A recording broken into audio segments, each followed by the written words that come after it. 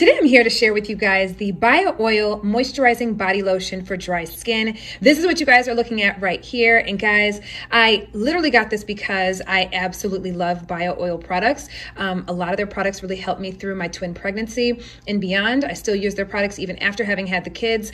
And so with that said, that brought me to getting the Bio Oil Body Lotion. And guys, I'm obsessed with it. This is awesome for so many different reasons. So first of all, it is a moisturizing body lotion. This is for those of you guys who really want to stay moisturized, right? Really provide some really great hydration, okay? The other thing about this is that you can use this for so many things. So not just for your overall body, right? I use this for my hands a lot because I wash my hands a lot and my hands get really, really dry very, very quick. And so it's great for those of you guys who have really dry hands. Maybe you're in a profession that has you washing your hands a lot. This is going to be a great option for you as well.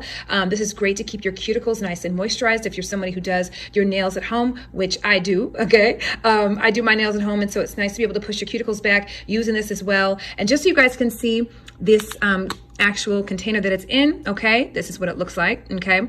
You've got this top over here. Now, this is not your standard lotion, okay? Very, very, very, very similar to the Bio Oil products that you're probably a little bit familiar with if you're not.